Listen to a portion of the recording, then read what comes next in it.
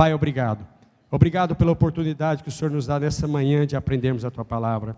Obrigado pela vida do Teu filho, ó Pai. Teu filho tem sido instrumento do Senhor para nós neste local. Deus abençoe sua vida, sua família, seu ministério. Guarda, proteja e que a cada dia o Senhor sustente a vida dele. Renove as suas forças, ó Pai, em nome de Jesus. Amém. Glória a Deus. Meus amados irmãos, um bom dia a todos.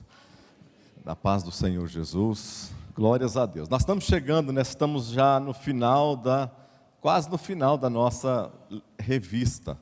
Chegando hoje na lição de número 11, 11ª lição. Mais 2 semanas e nós já começaremos já uma nova revista. Nós já estamos olhando entre os 3 temas e nesta semana já estaremos pedindo já a revista para, talvez daqui a uns 10 dias já vai estar chegando a revista para ser adquirida, tá bom?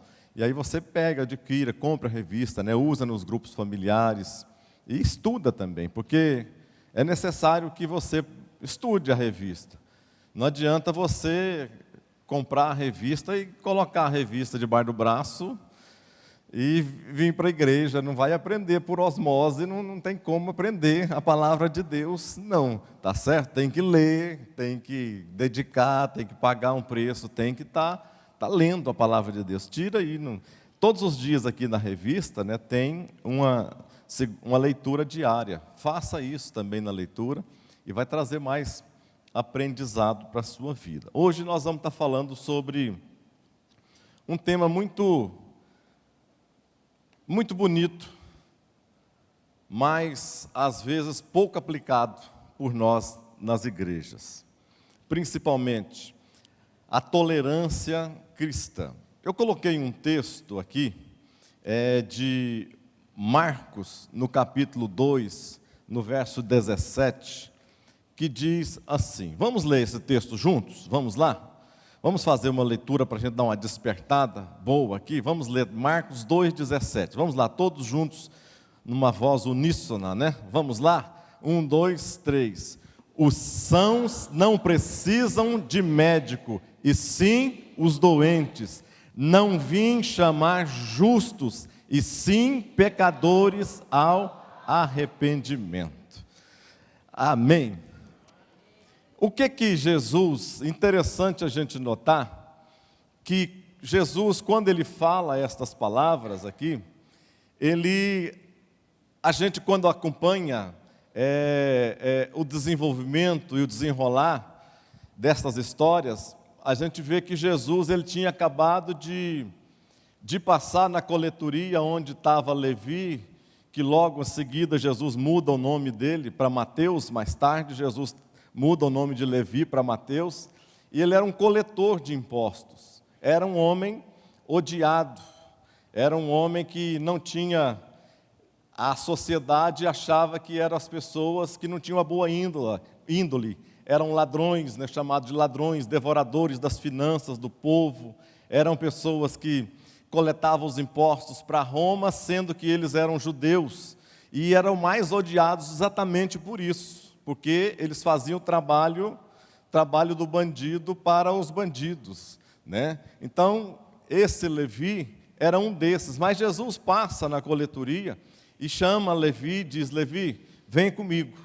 Ou seja, Levi acreditou em Jesus, aquele homem pecador, acreditou numa vida que poderia ser transformada a partir de um chamado da pessoa de Jesus. E agora ele ficou tão entusiasmado que com aquele chamamento dele e aquela perspectiva de mudança de vida, que ele convidou pessoas, convidou os amigos, convidou os parentes, convidou a vizinhança e fez uma festa tremenda e chamou Jesus para ir na festa. E chamou as autoridades também, os escribas, os fariseus, os homens da lei, e chamou para estarem ali participando daquilo. E a Bíblia diz que, lá mais na frente um pouquinho, diz que os escribas e fariseus começaram a murmurar, e olhavam para Jesus e diziam, esse camarada não pode ser muito certo não, esse camarada não é de muita credibilidade não, olha o pensamento que as pessoas tinham. Eles imaginavam por quê? Porque eles olharam Jesus agora, aqueles homens, e eu fiz questão de colocar no texto, desse texto, diz assim que aconteceu que Jesus, estando sentado à mesa na casa de Levi, também, olha aqui, também estavam sentados à mesa com Jesus e seus discípulos, muitos publicanos e pecadores, porque eram muitos e o tinham seguido. Ou seja, através do testemunho de Levi, ou testemunho de Mateus, da conversão daquele homem, as outras pessoas também queriam ver o que tinha acontecido, e foram ali na casa para ver o que tinha acontecido. E aquelas pessoas que eram a lei, eram a autoridade, eram a igreja, eram as pessoas que era para encaminhar as outras, teoricamente, ao céu, ao caminho do céu, elas começaram a fazer exatamente o contrário. Elas começavam a tentar impedir das pessoas entrarem no céu. Às vezes, nós, como igreja, temos feito exatamente isto. Às vezes, com a nossa diligência pela nossa religião, ou pela nossa religiosidade, que às vezes nem é muito, normalmente é uma religiosidade que não é uma religiosidade madura, mas nós nos tornamos pessoas religiosas porque nós vemos outras fazerem as coisas, e às vezes nós não conseguimos entender direito, mas nós fazemos. É igual aquela história da mulher fazendo um peixe, não sei se foi a Morisete que me contou essa história, eu já ouvi essa história, lembrei aqui agora. A mulher fazia no peixe na casa, para os vizinhos lá, e ela ia, depois de temperar o peixe, cortava o rabo do peixe. Temperava o peixe, cortava o rabo do peixe. Aí a filha pegou e fez do mesmo jeito, chegava, convidava os outros, cortava o rabo do peixe. Aí ninguém sabia por que cortava o rabo do peixe. O que era, se era para o tempero entrar, se era para o que acontecer. Aí uma hora perguntou, mas por que você corta? Não sei. Perguntou para a mãe, não sei. Perguntou para a avó, aí a avó falou, não, eu cortava o rabo do peixe porque o forno era pequeno, não cabia na minha época, então eu tinha que cortar o rabo do peixe. Então às vezes nós fazemos as coisas sem saber o real significado de valores. Às vezes nós damos seguimento a determinadas coisas sem entendermos se aquilo realmente é algo que Jesus gostaria que nós fizéssemos. Agora, quando alguém que não entende isso, tenta cercear de alguém fazer o correto, mesmo sem ter um entendimento correto, isso está causando um impedimento de alguém entrar no céu. A igreja exatamente precisa ser, coloquei esta figura e coloquei aquela casinha lá como se fosse um hospital, também uma igreja, hospital, uma cruz, né, simbolizando. A igreja precisa ser mais hospital e menos o quê? Tribunal.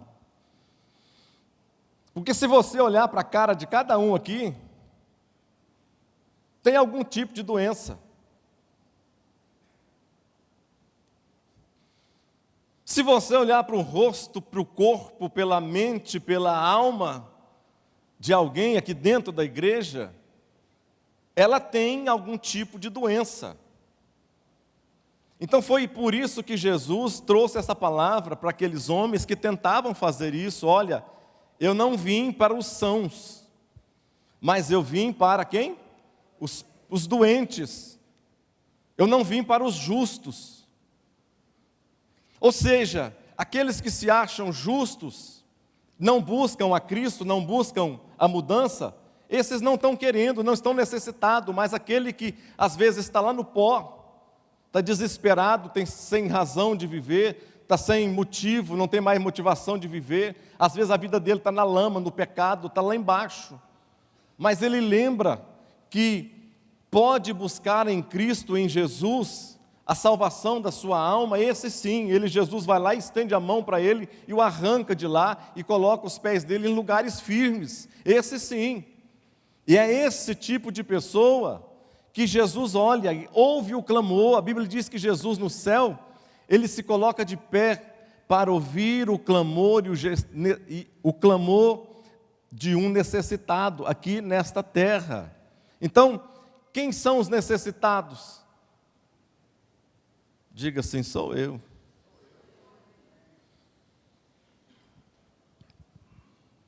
Vamos mais um pouco para frente.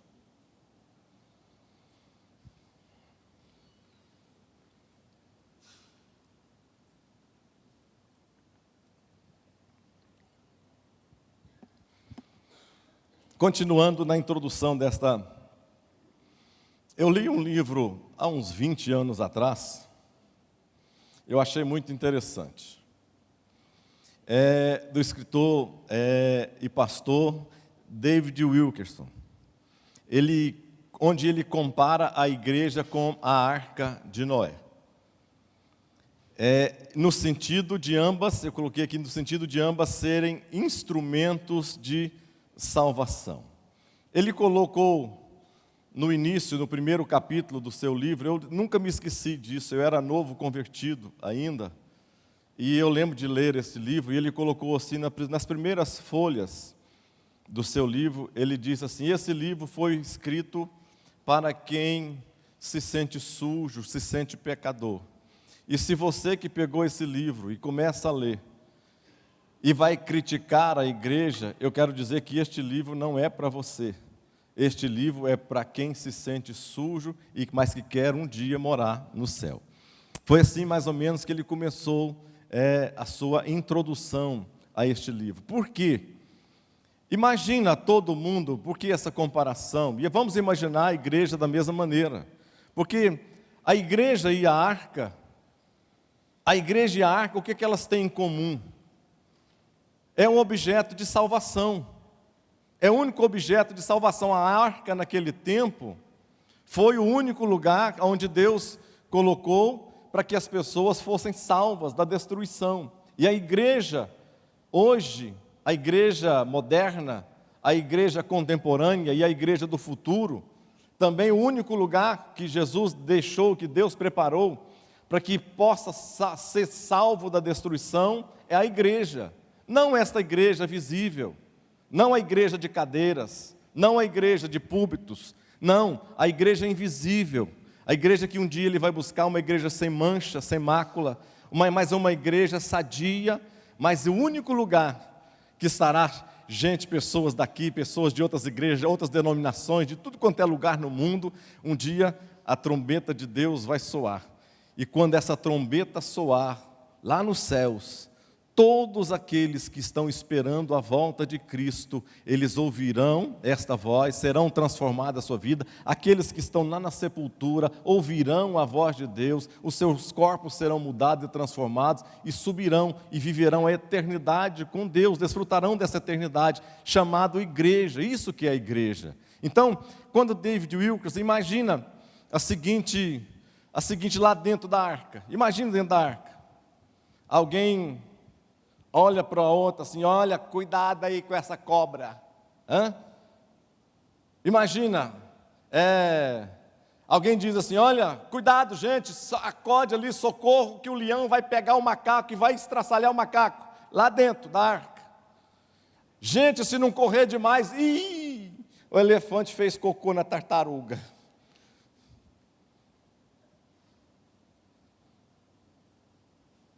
A outra olha para a girafa, lá de baixo, está se achando, né? Mas só tem tamanho. Quem nós somos? Nós não somos da mesma coisa, do mesmo jeito. Estamos, às vezes, no mesmo lugar de salvação. Estamos participando das mesmas coisas, caminhando para o mesmo lugar. Mas, às vezes, o cheiro fica insuportável. Às vezes o cheiro é insuportável. Às vezes você tem que conviver com o coice do irmão, né? Com a mordida do irmão. Às vezes você tem que conviver exatamente com o mau cheiro da arca inteira. Às vezes você tem que conviver com a chifrada do outro. Você tem que conviver com as agressões nas costas do outro. mas é o único lugar aonde verdadeiramente nós fomos chamados para estar. É na igreja, porque aqui eu vou conviver com você e vou ver as suas deficiências, eu vou ver do que você precisa, eu vou ver daquilo que você é carente, eu vou estar de olho naquilo que nós somos deficitários, daquilo que nós não damos conta de fazer sozinhos, daquilo que eu preciso ombrar com você, aquilo que você precisa me ajudar, aquilo que você precisa me amparar, é aqui na igreja. Por que nós não podemos ser crente em casa? É exatamente porque em casa nós não conseguimos enxergar esta visão, e a minha visão começa a ficar distorcida, dentro da minha casa, sozinho, solitário. Eu não tenho a visão do geral da igreja. Eu não estou vendo se o irmão está saindo da UTI. Eu não estou vendo quem está entrando para que eu possa ajudá-lo. Eu não estou vendo aquele que está mais ou menos para que eu possa estar com ele na caminhada. É na igreja. É esse lugar que Deus nos colocou. É um lugar que está cheio de coisa defeituosa, mas tem grandes coisas, e nestas coisas Deus realiza os milagres na nossa vida, para nós irmos para o céu, direto, irmos morar no céu, uns com os outros. Lá você não pode falar, ainda bem que tem aquela palavra que Jesus fala assim, vim preparar lá no céu, tem muitas moradas, graças a Deus por ter muitas moradas, porque assim certamente eu não vou encontrar fulano, lá não vai ter tempo de eu encontrar o fulano, que é coisa demais, lá nós não vamos nem encontrar. Não. É um lugar feito para nós sairmos daqui de mãos dadas, caminhando para o céu com alegria. É onde eu não posso enfatizar os meus defeitos. Se você conviver uma semana, 10 dias comigo, você vai falar, nunca mais vou naquela igreja. Pastor tem defeito. O pastor tem defeito. Eu pensava que o pastor era tão bacana, era tão legalzinho, o pastor era tão gente boa. Era pessoa assim, tão quadradinho, tão certinho. Mas exatamente foi por isso que Jesus nos colocou um ao lado do outro. E Ele chamou esse lugar de salvação, Ele chamou de igreja. E nesta igreja é que nós precisamos ser tolerantes, é o que Paulo quer enfatizar em Romanos 14, verso 1, até Romanos 15, no verso 13. Ele quer enfatizar exatamente essa diversidade que existe dentro da igreja, mas que mesmo assim, o objetivo final nosso é caminharmos juntos e irmos morar no céu.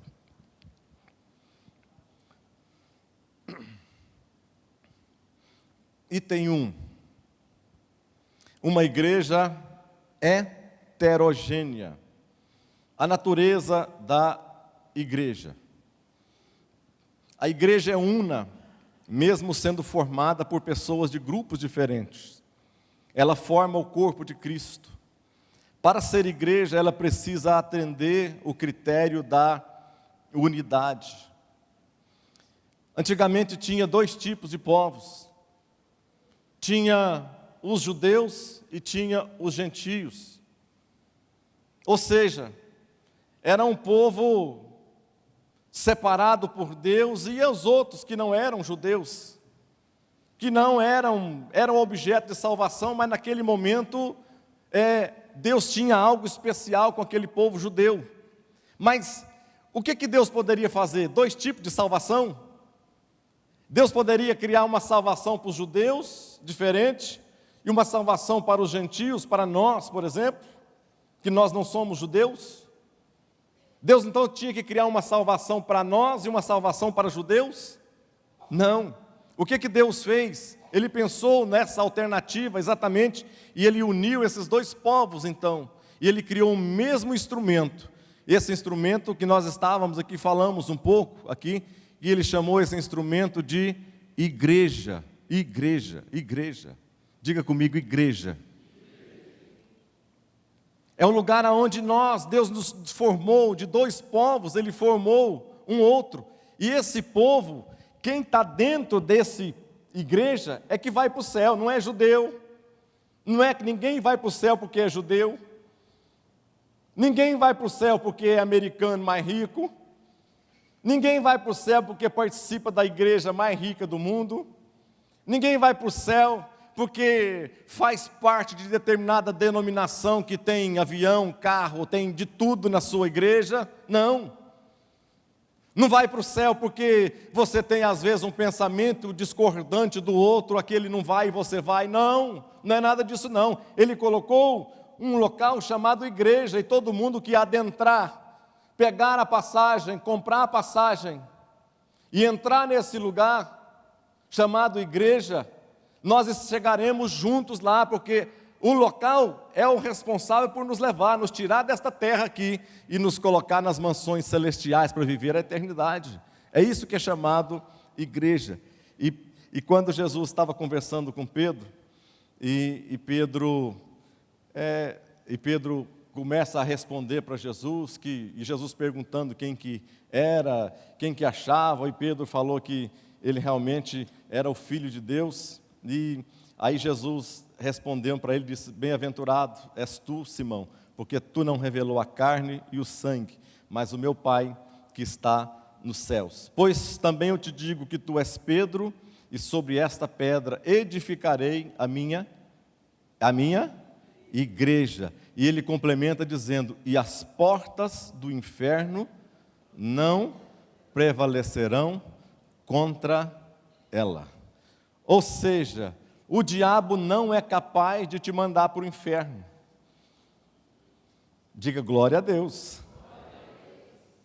O único capaz, a Bíblia diz assim: ó, não temeis aqueles que podem fazer o mal.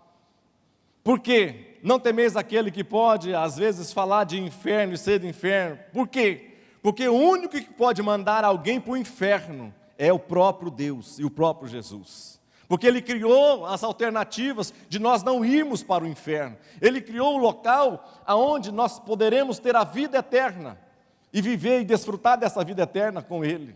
Ele colocou o local adequado para isso. O diabo não tem esse poder. O diabo não tem poder nenhum. A Bíblia diz que não tem poder algum se nós não dermos legalidade para ele usar ou agir na nossa vida. Do contrário, uma palavra que nós falarmos, por que eu lembro, nós estávamos falando aqui, às vezes a gente precisa, às vezes Deus dá umas experiências esquisitas, né? Eu acho que eu contei isso aqui um tempo atrás. Mas Deus dá umas experiências estranhas, esquisitas para a gente, quando a gente usa o nome de Jesus. E às vezes quando a gente, para a gente saber como que esse nome é tão poderoso, tão maravilhoso, às vezes nós não sabemos usar de maneira, nós falamos o nome de Jesus em qualquer coisa, em qualquer momento, em qualquer instante.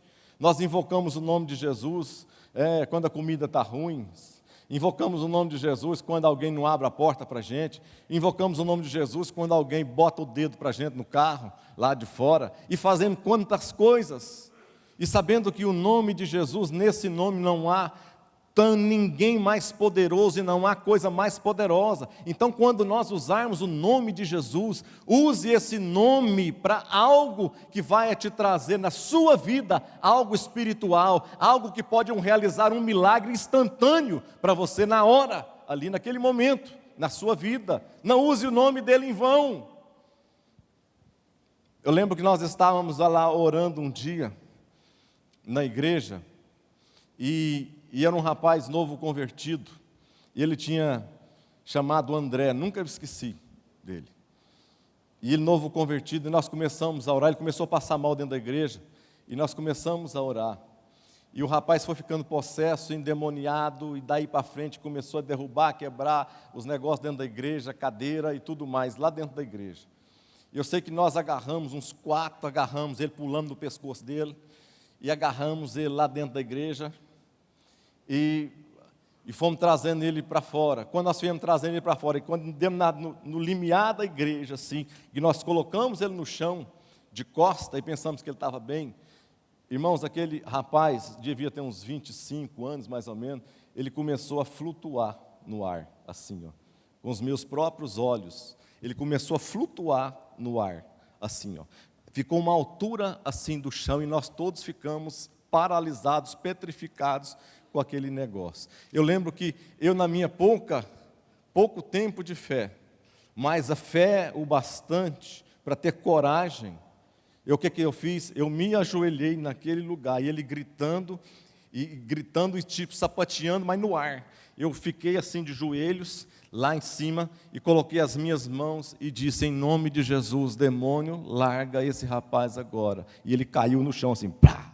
Caiu no chão, abriu seus olhos, e a partir dali levantou, ficou um crente fiel, e o tempo, ou seja, o nome de Jesus, e no lugar onde nós estamos, o diabo não tem poder sobre mim, sobre a sua vida, sobre a minha casa, sobre a sua casa, porque no nome de Jesus, nós podemos todas as coisas nesse nome, porque nesse nome há poder. Amém? Uma igreja heterogênea, os fracos na fé. Esses fracos nós podemos chamá-los de imaturos, pois eram nascidos de novo, mas ainda não entendiam a natureza da nova aliança. A palavra grega para fraco, eu coloquei aqui para nós termos uma ideia. O que Paulo estava querendo dizer com isso?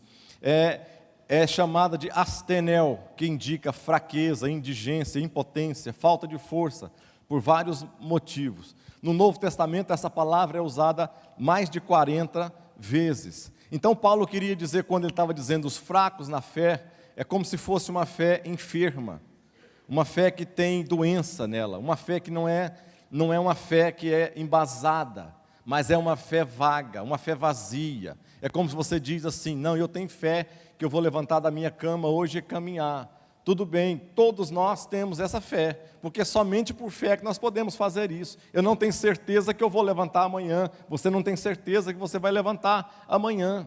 Então, mas é uma fé vazia, e o que Paulo está dizendo é que é diferente. A nossa fé, para ser uma fé madura, tem que ser uma fé diferente, uma fé diferenciada, não precisa ser uma grande fé. Não, de maneira alguma, mas tem que ser uma fé embasada, algo que tenha forma, algo que não se torne alguma coisa banalizada, generalizada, alguma coisa que, não, todo mundo existe, todo mundo tem, todo mundo faz. Não, é algo pessoal, é algo que vem da parte de Deus. A Bíblia diz que aquele que não tem fé, peça a Deus que Ele dá o quê? Deliberadamente, ou dá a todos que buscam, que querem. É isso que Deus faz para nós. Eu coloquei aqui uma frase do escritor John Stott, que ele diz assim: o que falta no fraco não é a força de vontade, mas a liberdade de consciência. Eu vou estar falando mais sobre isso mais um pouco aqui, mais na frente aqui. Quem que eram os fracos? Primeira coisa, quem que eram os fracos naquele tempo? Eram os ex-idólatras. Se você vai ler esse texto depois, você vai ver que nesse texto de Romanos 14, 15, você vai ver que as pessoas, os crentes de Roma, quando converteram, eles vieram de uma cultura idólatra. O que eles faziam? Eles sacrificavam animais, eles faziam sacrifício de animais e ofereciam aos seus deuses estranhos, aos seus deuses pagãos. Só que como eles não queriam perder dinheiro, o que eles faziam? Depois de sacrificar os animais e oferecer lá nas suas encruzilhadas, nos seus terreiros, nos seus lugares lá, eles pegavam os animais e levavam para uma espécie de mercado e vendiam esta carne lá no mercado desses animais oferecidos aos deuses. Agora, esses homens que faziam isso converteram. Esses idólatras converteram. E agora eles entendiam que eles não poderiam mais comer aquele tipo de carne. Eles não poderiam ir no mercado e comer aquele tipo de carne. E os judeus ficavam acusando eles. E eles ficavam acusando os judeus de comerem algumas coisas. Os judeus não podiam comer carne de porco, não podiam comer outras coisas, mas em compensação, os judeus iam lá no mercado e comiam esse tipo de carne.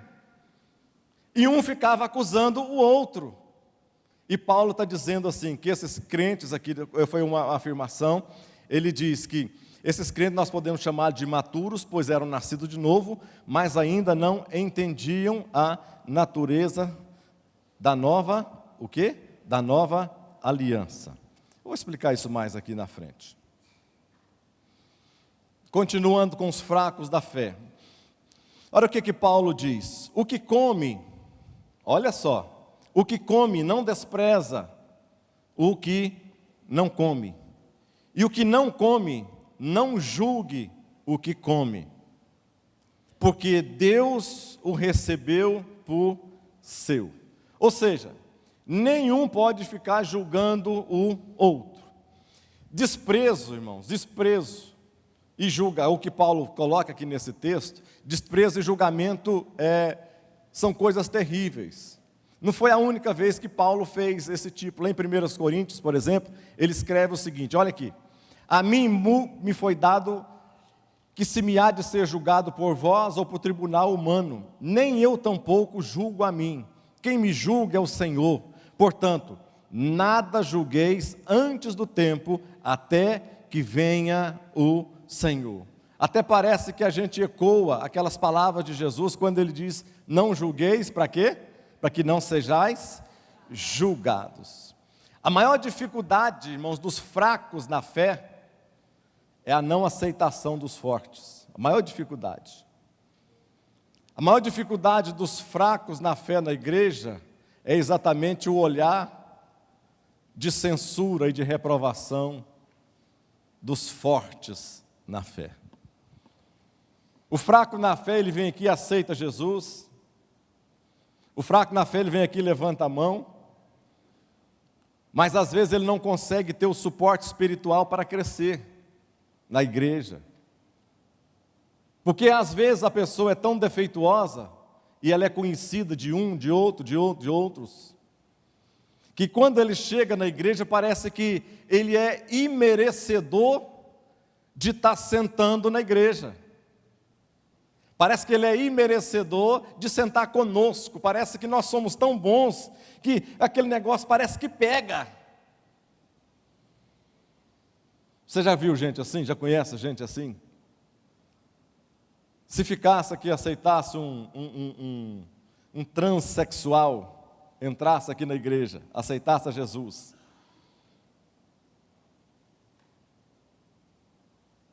ele ficasse conosco fazendo as campanhas de cabelão, loiro, calça colada, batom e tudo mais.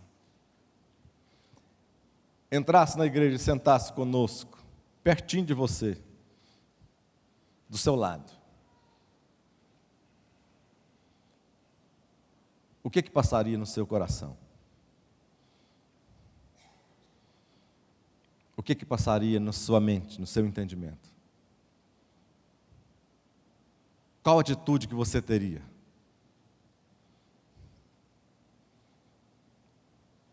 Na nossa igreja teve um tempo, teve uma época, que a igreja que nós viemos, teve uma época que a Marisete fez uma campanha lá na igreja para cestas básicas.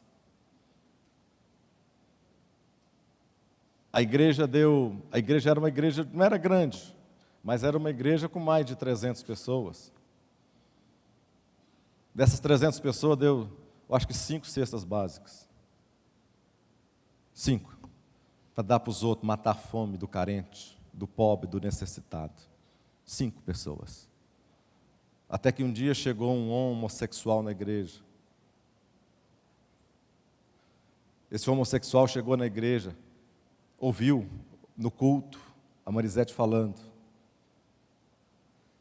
E no final do culto ele procurou a Marisete e falou que todas as cestas que ela precisasse a partir daquele dia.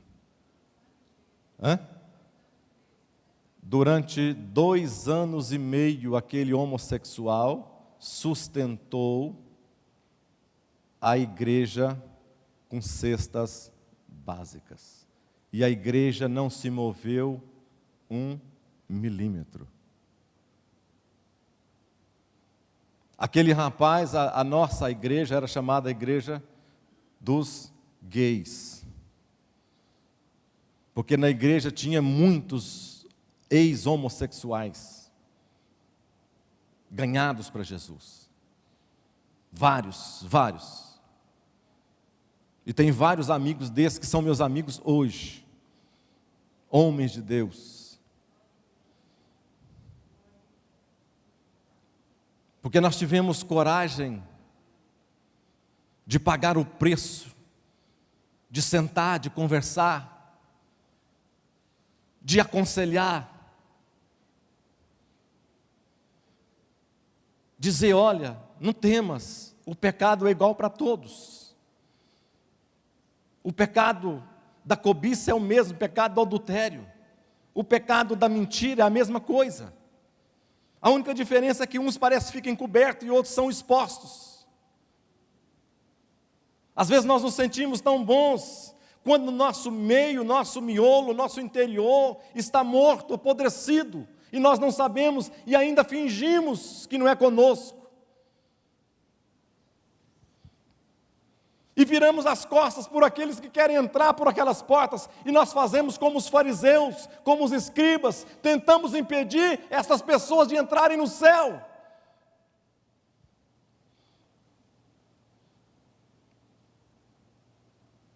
Pela nossa intolerância, porque nós não conseguimos tolerar os desiguais, nós não conseguimos conversar e relacionar com aquele que é diferente de nós. Queremos que todas as pessoas sejam bonzinhas como nós. Queremos que as pessoas tenham as mesmas ideias, as mesmas opiniões que nós temos, a mesma teologia. A nossa teologia não vai entrar no céu de maneira alguma. Primeiro, que Deus nunca se interessou por teologia.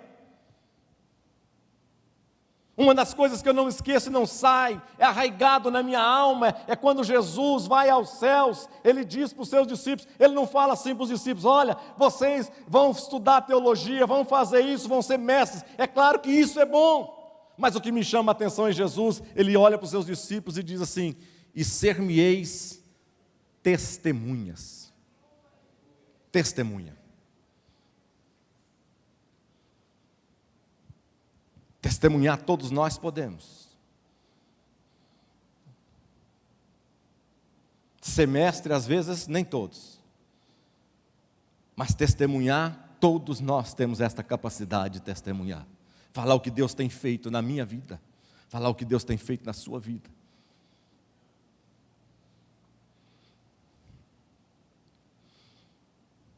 Mas a gente, às vezes, parece que dá uma síndrome, né, de Lucifer. Queremos ser melhor do que Deus. Deus aceita, nós não aceitamos. Deus coloca dentro da igreja, a gente tira. Aqui não. Tu não merece. Não estou falando de continuar ficando, não estou falando disso. A Bíblia diz que a quem muito é dado, muito é requerido. Não estou falando de pecado de pastores, não estou falando de pecado de líderes. Não, isso é outra maneira de tratamento. Esse é outro tratamento. Eu estou falando de quem quer ir para o céu, de quem quer entrar na igreja, de quem quer ser crente.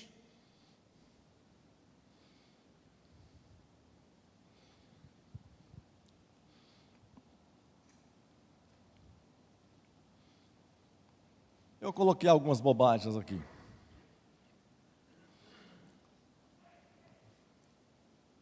Os fortes na fé. Quem são os fortes na fé? Eu coloquei alguns exemplos aqui. Você ou você pode ir. É verdade que eu não vou falar sobre isso aqui tudo, mas eu só quero te deixar em dúvida. Só. Professor é isso. Professor é para deixar os alunos em dúvida, porque aí eles vão pesquisar, vão buscar, vão atrás, vão querer desmentir o professor, né? Vai querer mostrar que o professor está errado. Vocês são padrinho de casamento em igreja católica, por exemplo. Você vai, se você for convidada para ir numa igreja católica, você vai. Mesmo com aquele tanto de santo lá dentro, santo te olhando assim, santo de olhinhos abertos assim.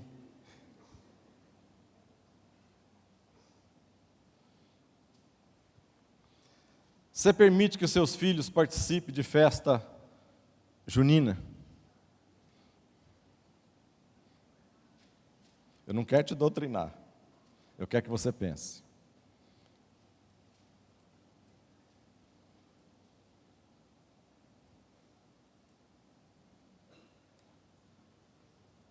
As coisas estão tão banalizadas que a gente não sabe o que é certo e o que é errado. Seria tão bom se existisse um 11º mandamento, tipo assim, não participarás de festa junina. A gente ficaria tão mais satisfeito, não ficaria? 12º, não montará árvore de Natal em sua casa com Papai Noel. Ou seria fácil, né? Mas não existe. É o que Paulo fala, tudo é uma questão de consciência. Vai depender da motivação sua, para o bem ou para o mal. Uma faca na mão de uma cozinheira é uma coisa. Uma faca na mão de um assassino é outra coisa.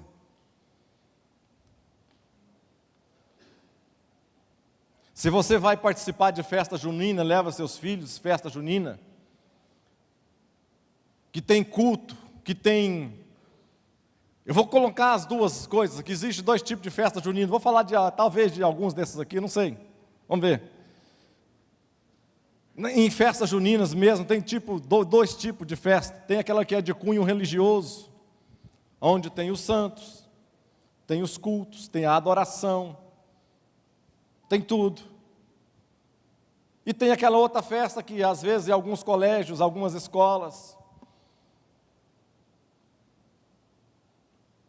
não tem o culto, não tem adoração, não tem imagem, não tem reza, não tem missa, não tem nada, é uma festa.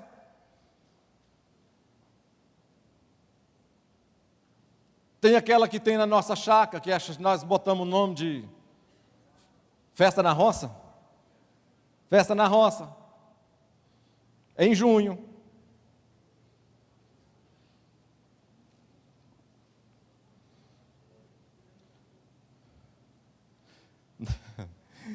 Estou lembrando aqui, nós fazíamos as festas juninas, assim,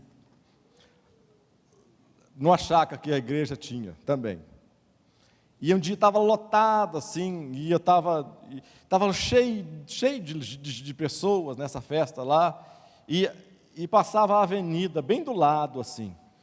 E eu estava vendo um negócio de uma energia que tinha acabado, a luz que tinha desligado. E eu estou lá perto assim, eu fiquei do lado do passeio. E vem passando um casal que eu imagino que era crente. Né? Eu imaginei que é crente. Aí eles pararam bem de frente de mim e vendo aquele barulhão. A música, o sonzão batendo, né? E música lá, e os irmãos agarrados um com o outro. E a mulher virou para o homem e falou assim, bem que a Bíblia diz que os filhos das trevas são mais do que os filhos da luz. Olha o pensamento. Não estou falando para você levar e nem para você deixar de levar. Se beber café polui a sua consciência de que é pecado, você não deve beber café.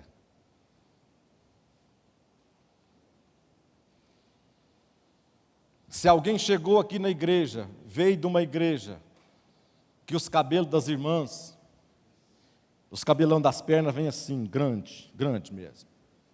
Ela tem que usar a saiona grande para tampar os cabelão. O sovaco vem aqui assim, fora.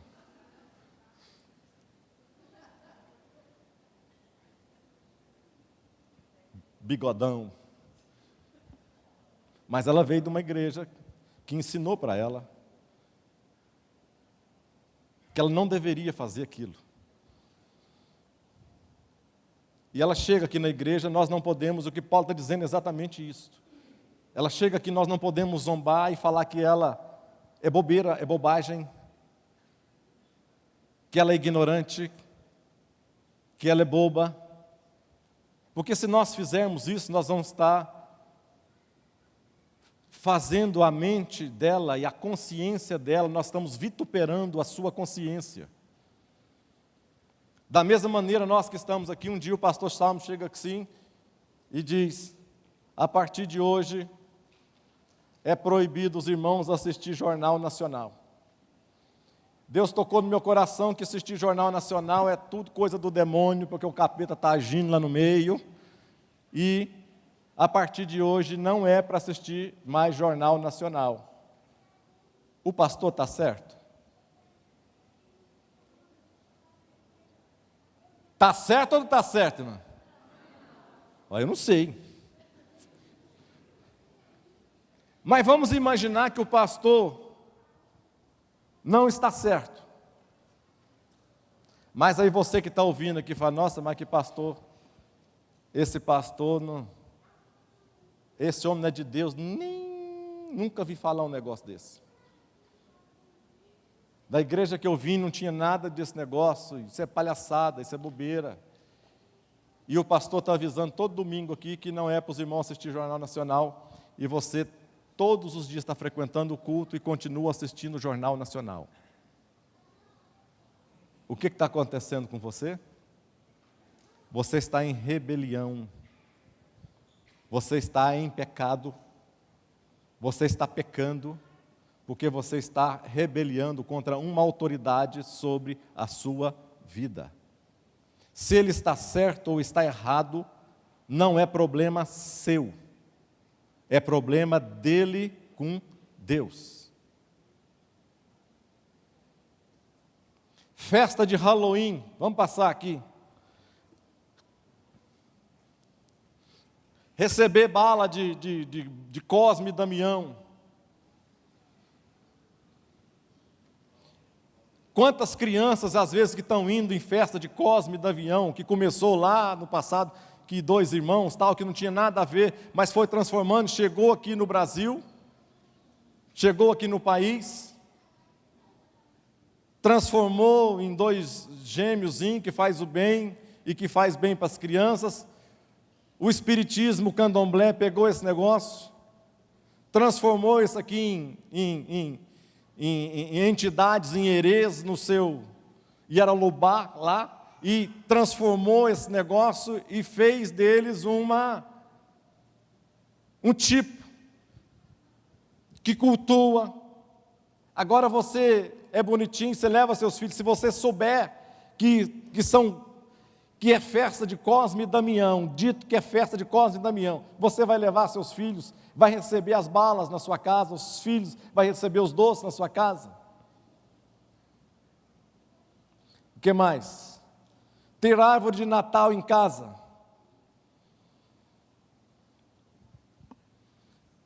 Tem árvore de Natal em casa?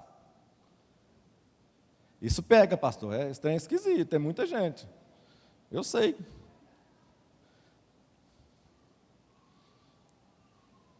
Qual que é a sua motivação de ter uma árvore de Natal em casa?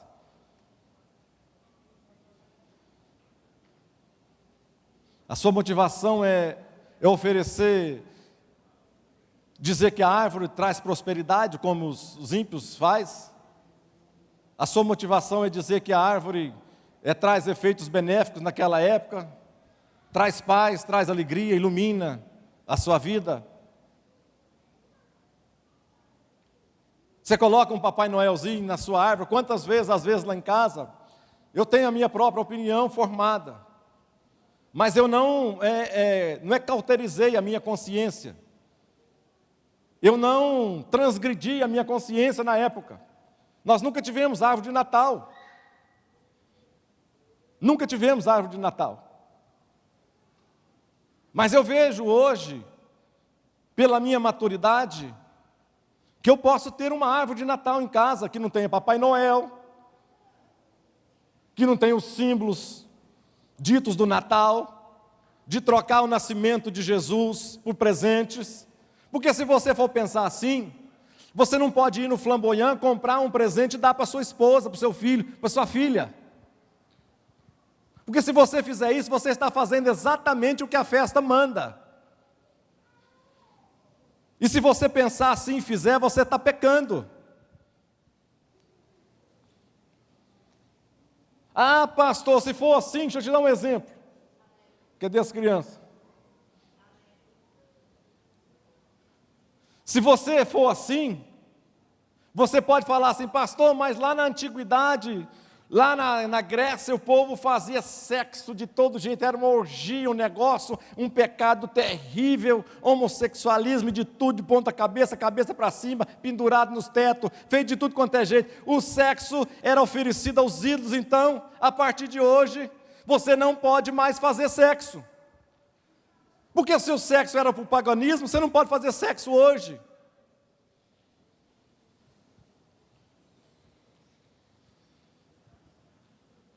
Qual que é a sua motivação? O que te motiva a fazer isso?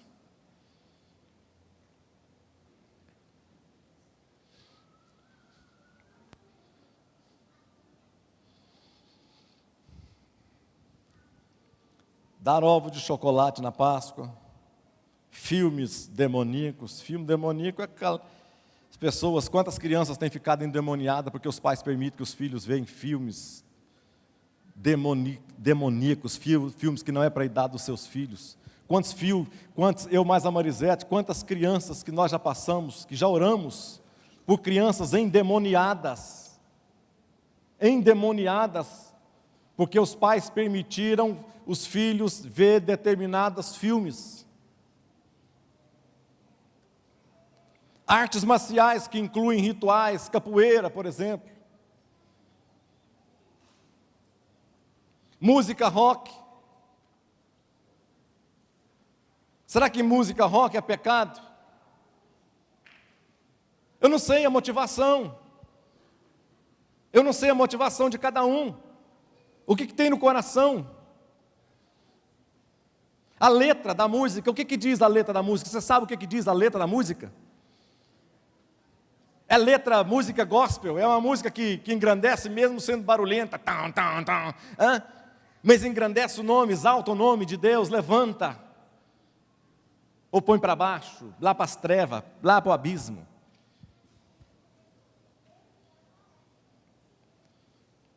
Nós estamos fazendo extremos. Nós não estamos achando, ao mesmo tempo que achamos, quando num determinado tempo nada era permitido, hoje nós estamos achando que tudo é permitido.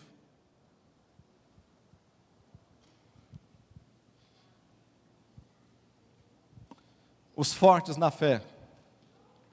A igreja é o único exército em atividade que abandona seus feridos para trás. Os fortes na fé têm uma responsabilidade maior ainda, ter que cuidar dos fracos. Na guerra moderna, matar não é mais o objetivo principal, mas ferir. Não sei se foi o pastor Luiz que falou um negócio desse aqui esses dias para trás. Matar não é mais o objetivo, mas somente ferir. Porque quando fere alguém, um soldado é ferido, normalmente junta mais, igual está aqui nesta imagem que eu coloquei, junta mais 2 ou 3 para carregar, para tirar ele da atividade, tirar ele da batalha. O que o diabo às vezes tem feito na nossa vida, nos nossos lares, nas nossas casas, exatamente isso. Às vezes ele tem destruído a mente do pai de família, da mãe de família. E ele destruindo o outro e os outros, tem que ficar naquilo ali, focado somente naquilo.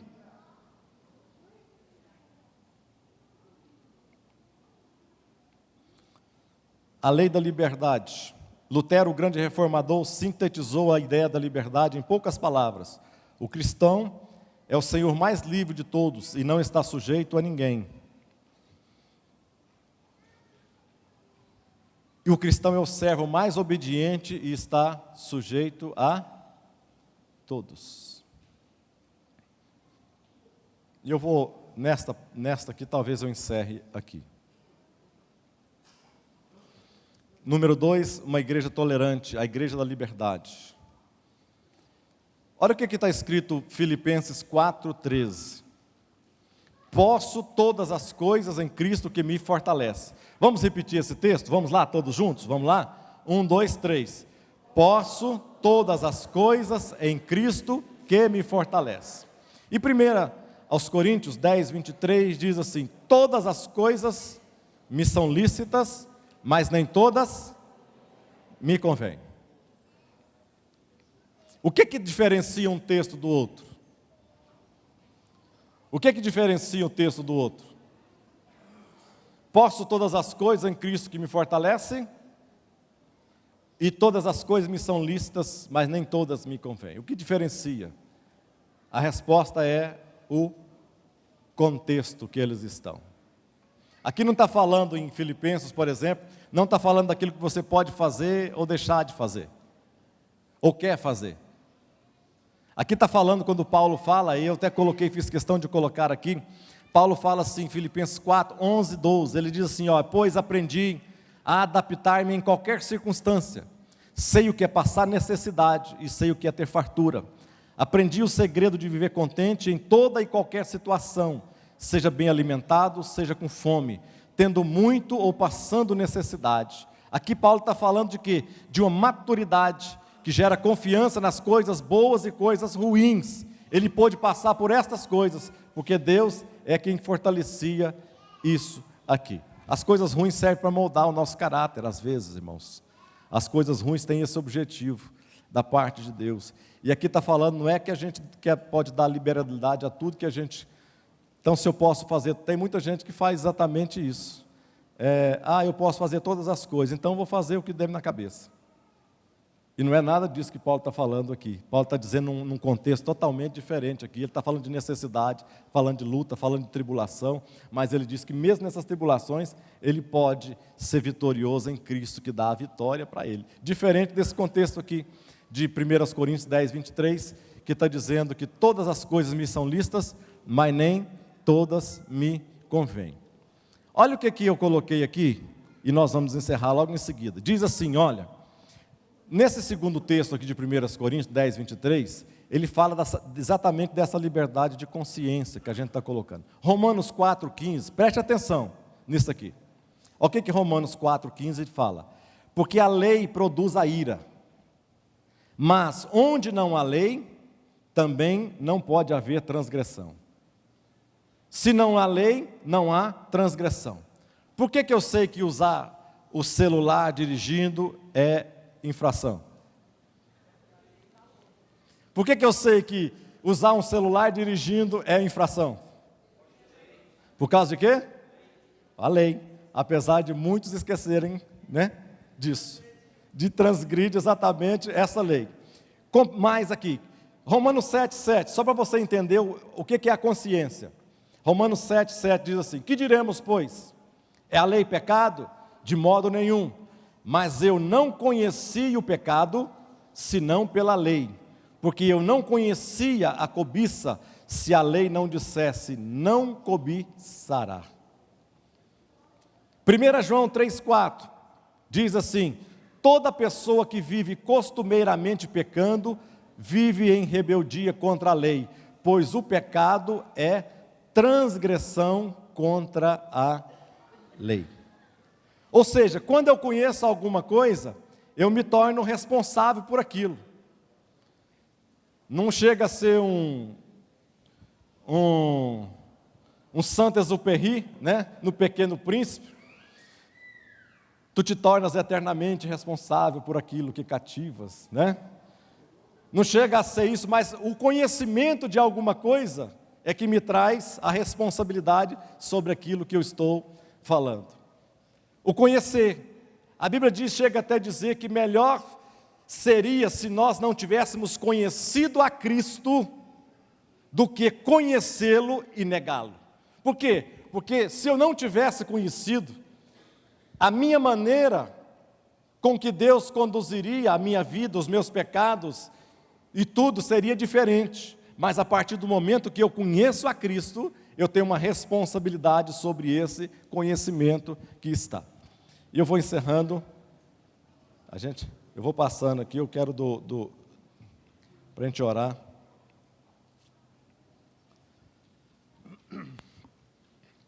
Nesta aqui, somente aqui para nós orarmos.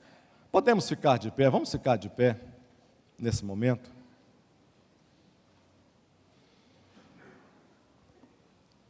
Esta igreja acolhedora, o exemplo dos cristãos maduros, Romanos 15, 1, 2, diz assim, mas nós que somos fortes, devemos suportar as fraquezas dos fracos, e não agradar a nós mesmos. Portanto, cada um de nós agrade ao seu próximo no que é bom para edificação. Aqui ele fala que nós devemos suportar. Às vezes essa palavra suportar tem sido tão mal usada no nosso meio, não é isso? Eu não suporto o fulano, eu não suporto aquela irmã, não aguento nem ver a cara dela, eu não suporto aquele determinado irmão que eu não posso nem passar perto dele. Essa palavra não pode ser usada nesse contexto, porque suporte é aquilo lá, que está fazendo, um caindo e os outros segurando. Eu suportar você é eu poder servir de suporte, servir de base, servir de estrutura para você, poder te ajudar, poder te auxiliar, poder te conduzir, estar com você. É isso que é suportar, o que Paulo fala uns aos outros ali. E naquela outra figurinha ali, eu coloquei ali, né, duas personalidades tão diferentes, né? E convivendo daquele jeito ali. Pastor, mas é porque eles estão pequenininhos. O senhor vai ver o dia que eles crescerem. É o que Jesus fala, exatamente o que Jesus fala. Nós devemos ser pequenos. Ele citou uma criança, se nós formos pequenos, nós devemos ser como uma dessas crianças. O problema nosso é que nós pensamos que crescemos. Aí nós começamos a agredir os nossos irmãos, aqueles que estão próximos de nós, eles já não servem mais para nós. Nós devemos suportar uns aos outros. Eu preciso do seu suporte na minha vida, como eu fico feliz de ver alguém, a gente às vezes passando por dificuldades, mas a Marisete esses dias, passando por lutas, orando, buscando a Deus, em tribulação, em prova de Deus. Mas é tão bom quando você chega a alguém sincero, chega para você e diz assim: pastor, eu quero dizer que as suas lutas são as minhas lutas também, eu estou orando por vocês, eu estou orando por você. Isso é suporte. É o momento que eu estou fraco, é o momento que eu estou frágil, eu preciso de suporte.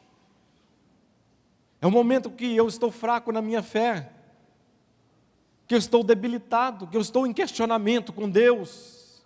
É esse momento que eu preciso da sua fé, como igreja, para estar orando por mim. E é nesse momento, quando você estiver frágil na sua fé, é que você vai precisar de mim, eu vou poder estar orando com você, aconselhando você, estar caminhando com você um pouco mais. É isso que nós somos, tão diferentes, mas quando a fortaleza de um com a fraqueza de outro se unem e os dois juntos caminham pelo mesmo objetivo, até que ambos estejam fortes, até porque nós nunca estaremos fortes o tempo inteiro. Hoje eu posso estar forte, amanhã eu posso estar fragilizado. Você que hoje estava fraquinho lá embaixo, amanhã você pode ser o meu sustentáculo. Por isso que nós somos chamados de igreja. Temos naturezas diferentes, temos pensamentos diferentes, pensamos desiguais, mas nós podemos, baseado naquele carinho ali de um para o outro, estarmos juntos e servindo de suporte um para o outro. Levanta a sua mão para o céu, vamos orar. Amado Deus, te louvamos nesta manhã, Senhor, pela Tua palavra, a Tua palavra que nos agrega, a Tua palavra que nos move, a Tua palavra que nos ensina, a Tua palavra que nos vivifica, a Tua palavra nos traz vida, a Tua palavra renova a nossa fé, a nossa esperança, a Tua palavra, meu Deus, que revigora a nossa alma, ó Deus, como um remédio, Senhor, como um revigorante que faz com que a gente possa caminhar um pouco mais. Deus abençoa cada um de nós. Deus nos abençoa, nos fortaleça, mas não a força necessária para mim poder pisar no meu irmão que está mais frágil, mais fraco hoje, não. Me fortaleça para que os meus braços possam ajudar mais pessoas, ó Deus. Fortaleça para que a minha fé, meu Deus, que hoje está madura, eu possa agregar mais pessoas no Teu caminho, ó Pai, naquilo que o Senhor deseja, e não tirar pessoas desse caminho, ó Deus. Nos abençoa, Pai, como o Senhor tem nos abençoado, nos agrega, Pai, cada dia mais, como Tua igreja verdadeira, fiel, que vai entrar no céu um dia pelas portas da eternidade. Nós oramos ao Senhor, em nome de Jesus Cristo. Amém. Deus vos abençoe. em Cristo Jesus, amados.